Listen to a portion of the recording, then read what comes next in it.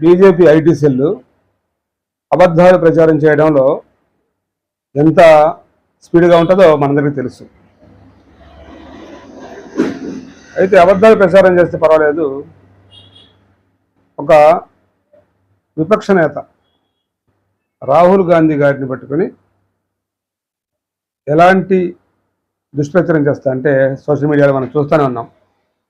కానీ మరి ఎంతకు దిగజారిందంటే వేరే వేరే రకాలుగా చేస్తే పర్వాలేదు. ఇప్పుడు నిన్నగాక మన బీహార్లో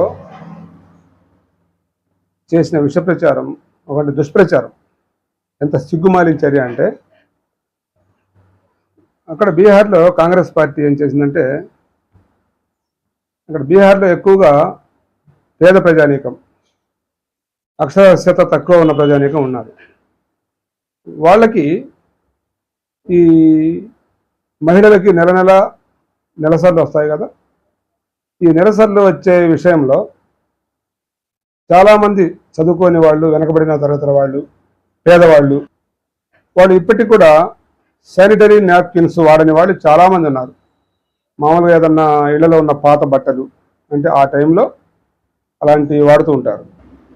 ఆ నెలసరి 4-5 రోజులు బ్లీడింగ్ అవుతుంది కాబట్టి ఆ బ్లీడింగ్కి ఏం చేస్తారంటే తెలియక వెనకటి వాళ్ళు పాత బట్టలు పెట్టుకోవటం అట్లా చేస్తారు. కానీ శాస్త్రవేత్తలు ఏం చెప్తున్నారంటే అలాంటి పాత బట్టలు వాడటం వలన సర్వైకల్ క్యాన్సర్ అంటే గర్భాశయ ముఖద్వార క్యాన్సర్ వచ్చి మహిళలు చాలామంది క్యాన్సర్ బారిన పడుతున్నారు అని సైంటిస్టులు చెప్తా ఉన్నారు. దానికి కారణం పరిశుభ్రమైన శానిటరీ నాప్కిన్స్ వాడకపోవడం వల్ల అలా జరుగుతూ ఉందని చెప్తా ఉంటే, దాని మీద అవగాహన కల్పించడం కోసం కాంగ్రెస్ పార్టీ బీహార్లో ఈ మహిళలకి ఈ శానిటరీ నాప్కిన్స్ అంటే మన స్టే ఫ్రీ అలాంటివి వాళ్ళు ఉచితంగా ఇల్లు తిరిగి పంచుతూ ప్రచారంలో భాగంగా దాని మీద ఆ ప్యాక్ మీద ఇలా రాహుల్ గాంధీ గారి బొమ్మ వేసి పంచుతున్నారు. కాంగ్రెస్ పార్టీ తరఫున అవగాహన కల్పిస్తున్నారు అక్కడ ప్రజలకి, మహిళలకి.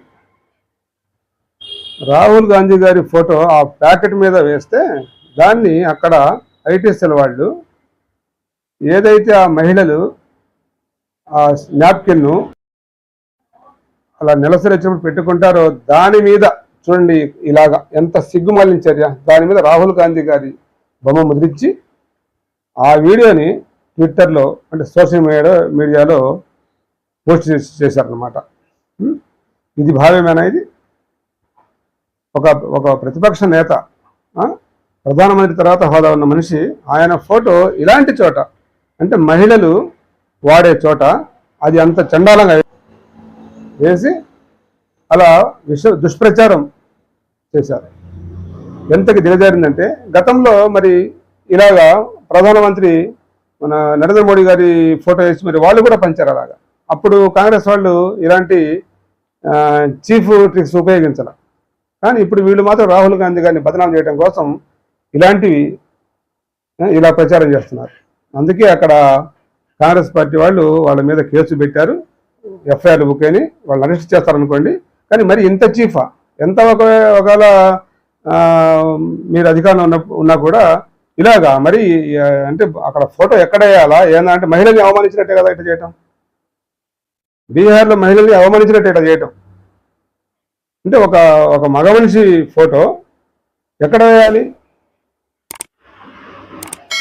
వాళ్ళు ప్రచారంలో భాగంగా ప్యాకెట్ పైన వేశారు బొమ్మ. మీరు దాన్ని తీసుకెళ్ళి లోపలేసి ఇలా మహిళల్ని అవమానపరిచినట్టే.